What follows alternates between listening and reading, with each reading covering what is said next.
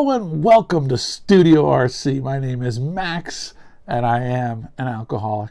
I want to welcome you today. We're beginning a brand new series. Start looking at the 12 traditions of AA. Now, at Recovery Church, we have our values. We have our 12 values.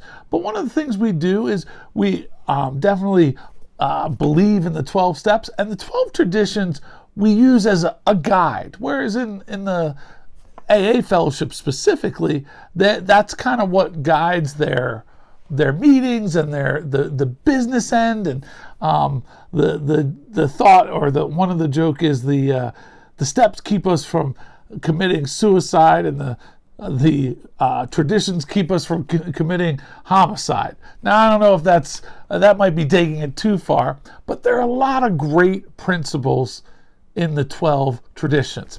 So we're going to take a look each week at a different tradition. And this will be the same intro each time. And because there are 12 traditions, it comes out of the 12 and 12 book, what we're going to do is we're going to take 12 minutes for each tradition and see how much we cover and what we can figure out about that. Now, one of the things I know, sometimes traditions, they're not the sexiest thing going. Sometimes when people find, if you go to a meeting and it's a tradition meeting, you're like, oh, it's a tradition meeting.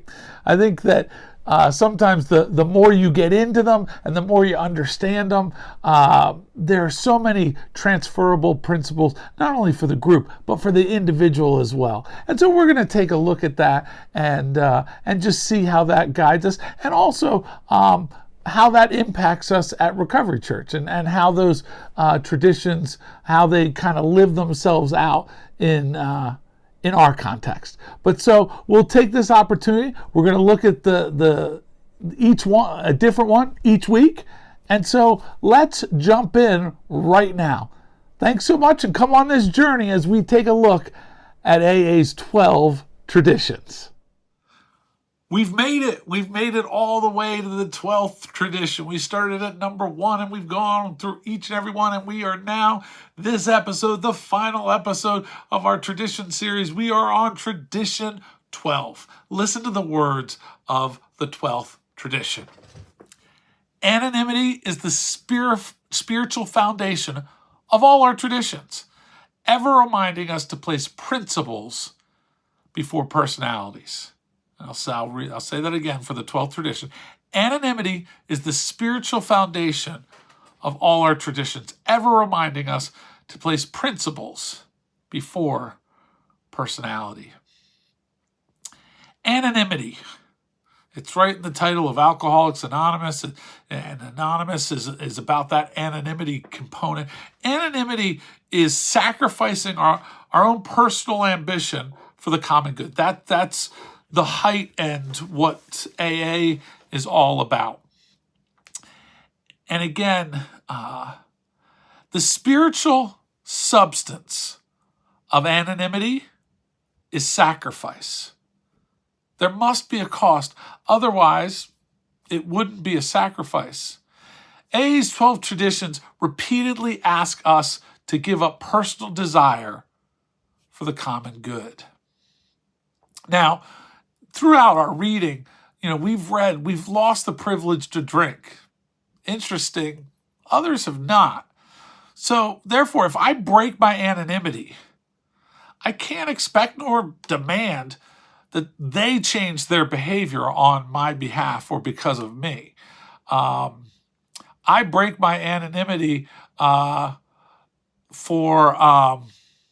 order to be able to help others. That's the whole point. I need to help others in regards to, that's the reason I break my anonymity. So, interestingly, anonymity was not born of confidence initially. It was the child of the early fears of the founders in AA.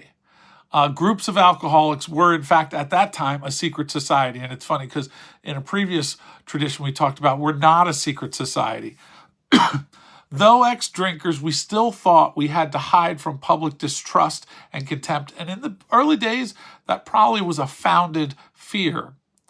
It's important that we remain anonymous because we are too few. It tells us in the big book, in the forward to the first edition. At present, it's important that we remain anonymous because we are too few at present to handle the overwhelming number of personal appeals which may result from this publication. You can hear the fear in that. We're not sure, so we're going to stay anonymous. And that was only multiplied when anonymity problems showed up. I did it. I forgot to put the 12 minutes up, but maybe I caught a couple extra minutes. So a little late, but we're not going to miss it. Let's put the 12 minutes up there.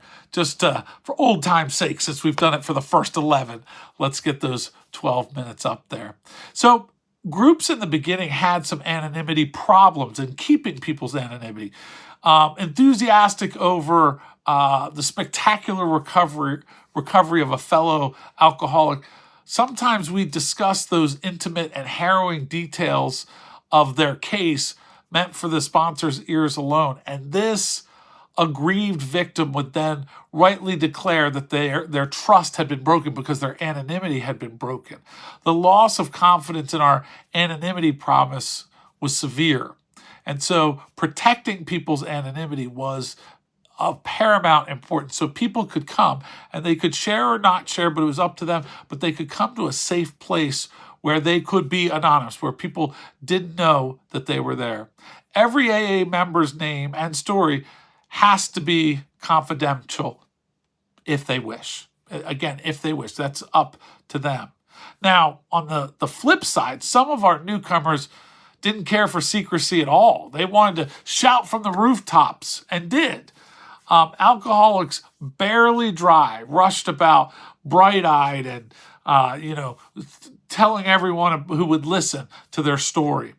And unfortunately, sometimes they got distressingly drunk and let their groups down with a bang. They had changed from AA members into AA show-offs, and that does not usually work. But we have to ask the question, how anonymous should an AA member be?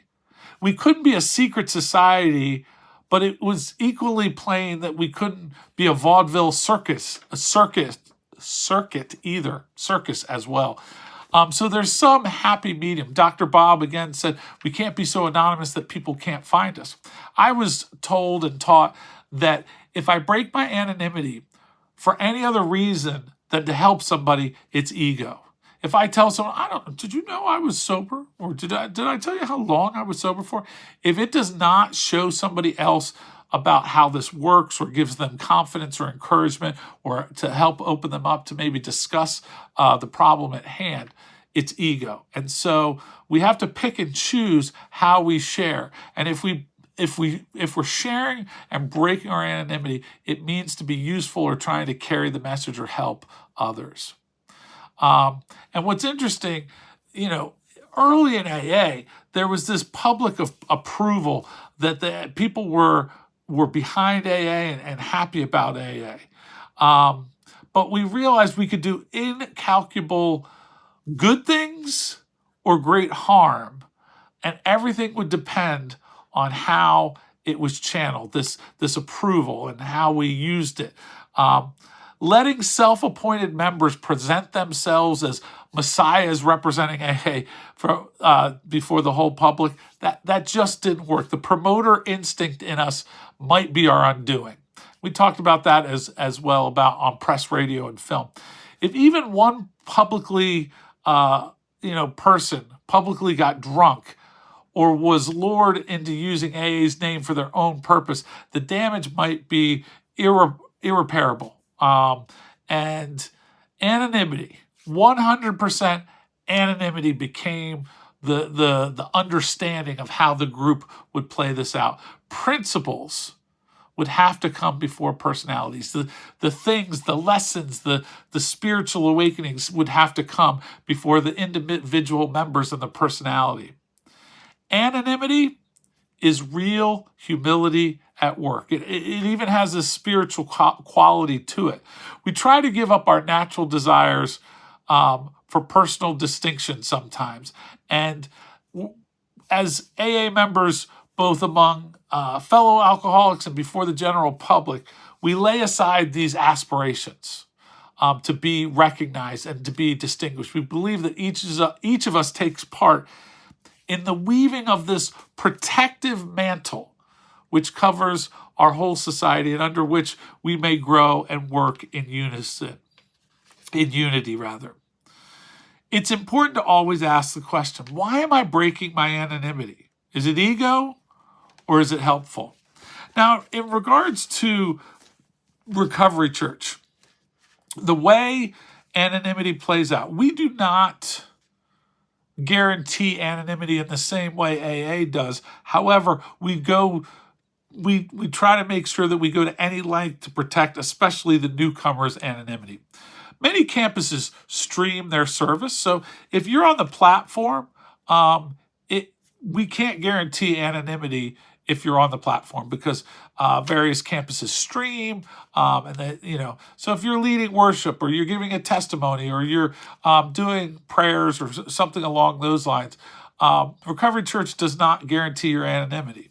However, when we do the surrender crosses and people come up to say, I want to become a part of Recovery Church, I want to follow Jesus, I want to surrender, most campuses turn the camera away from that so that people cannot see who's coming forward. So in that way, we try to protect people's anonymity, especially newcomers. And so it's in regards to talking about people and those kind of things, we do try to honor that confidentiality and that what's shared with the sponsor and along those lines.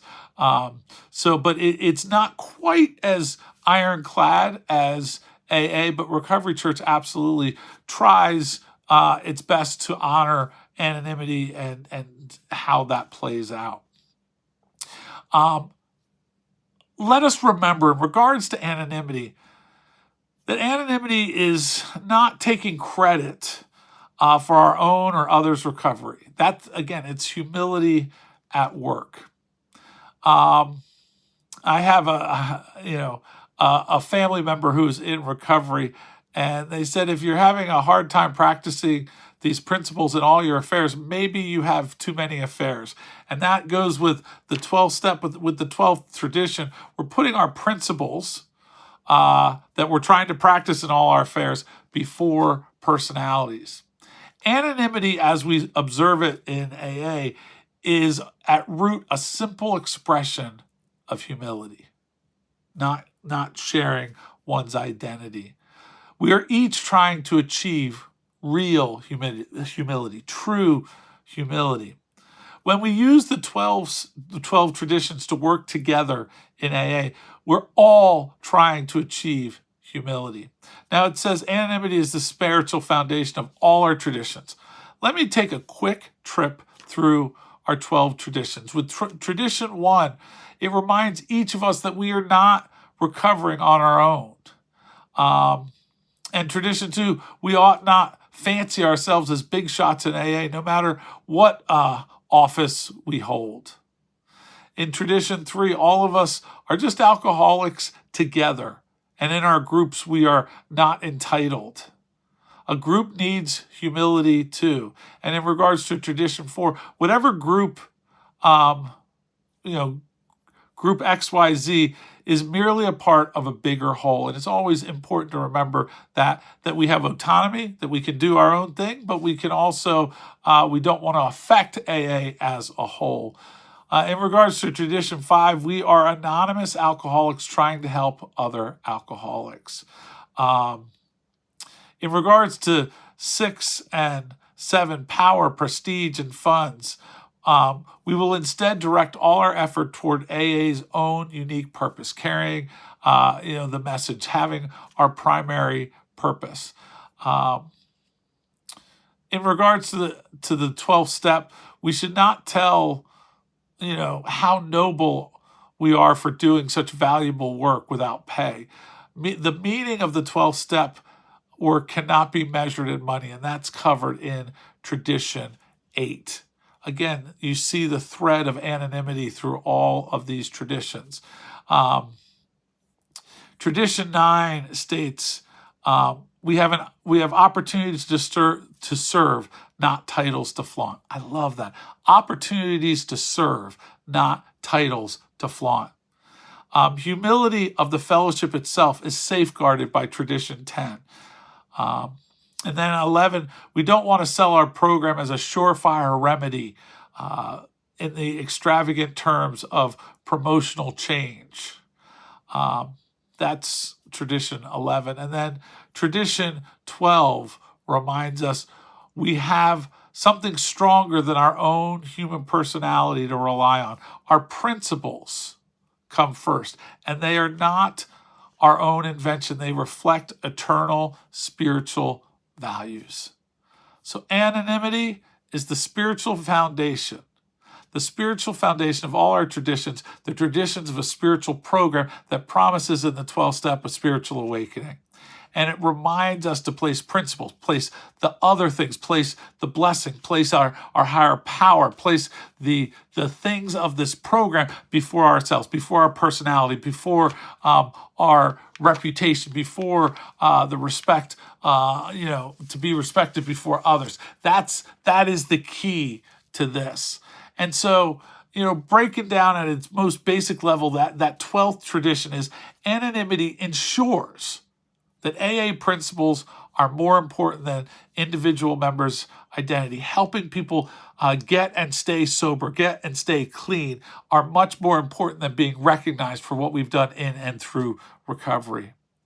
The biblical concept, and it comes from John 3:30, we must become greater. He, Jesus, God, must become greater. I must become less, clearly. And that's a great understanding of our positioning in and before God. And then the spiritual concept is emphasizing principles over personal recognition fosters humility and equality, essential for a healthy recovery community. Now, according to the timer, I'm a little under 12 minutes, but I know that I took a couple extra minutes in the beginning. I thank you for coming on this 12 tradition journey and being with us today for this episode's 12th tradition. If you have any comments, any thoughts, put them in the comment section. Please know, I know a lot and have a lot of experience, strength, and hope, but I am by no means an expert when it comes to the traditions.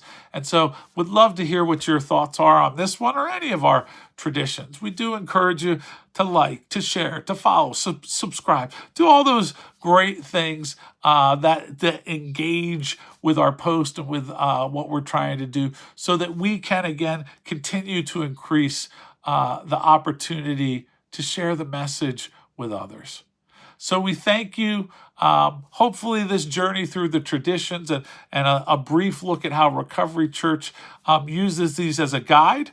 They're not our rules per se, but they help guide how we try to do and live out our Recovery Church and the values within Recovery Church in a tangible way. So we thank you for visiting Studio RC, and we just remind you, Recovery Church, there are 12 steps, but one goal. God bless, and we will see you next time here at Studio RC. God bless, and we'll see you next time. Woo!